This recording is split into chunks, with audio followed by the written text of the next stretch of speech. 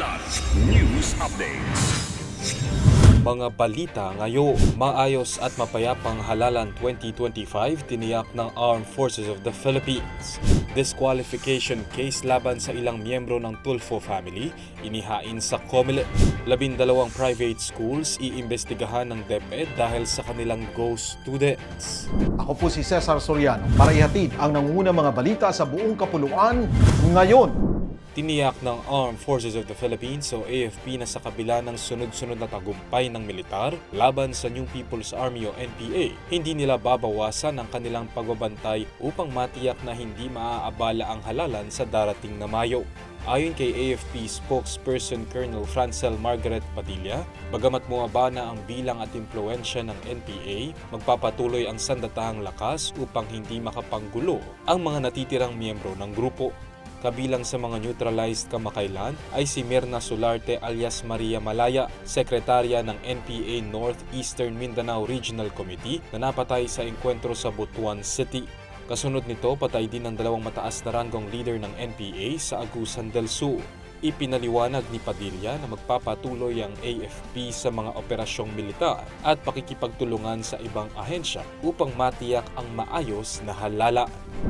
Nagsampa ng disqualification ang isang abogado laban sa mga miyembro ng pamilya Tulfo na sabay-sabay natatakbo sa magkakaibang posisyon sa eleksyon sa Mayo. Sa petisyong inihain ni Atty. Virgilio Garcia, nais nitong mapawalang bisa ang kandidatura ng magkapatid na senatoriables na sina Erwin at Ben Tulfo. Gayon din ang kapatid nilang si dating Tourism Secretary Wanda Teo, ACT-CIS Representative Jocelyn Pue Tulfo, at Quezon City 2nd District Representative Ralph Tulfo. Iginiit ni Garcia na hindi pinahihintulutan sa konstitusyon ang political dynasties at ang pagtakbo na magkakaanak na Tulfo ay maituturing umanong concentration of political power sa isang pamilya. Ikalawang grounds ng petisyon ay ang kakulangan ng qualifications dahil sa citizenship issues ni Erwin na nooy nireject ng Commission on Appointments bilang Social Welfare Secretary dahil sa parehong issue.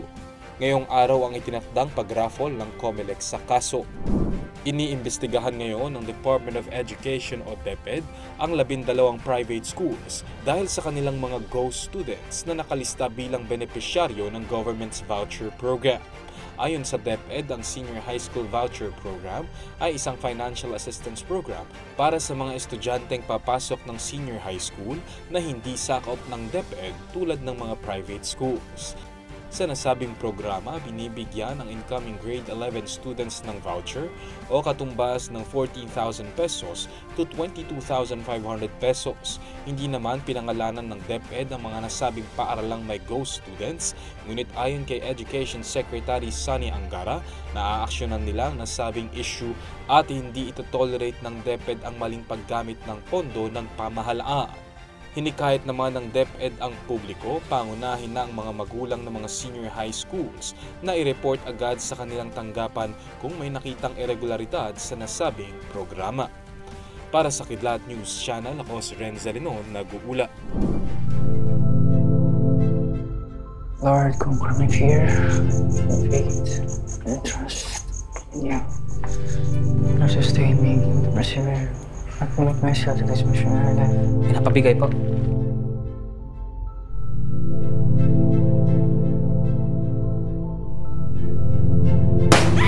Tawag na ako!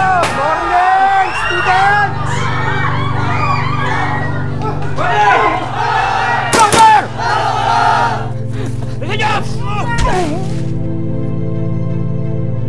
Nagdeklara ng giyera ang Abu Sayyaf. Hindi tayo hinto.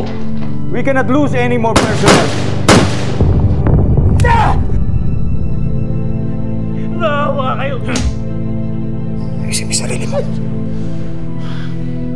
Sa ngalan ng Ama, Anak, ng Espiritu Santo.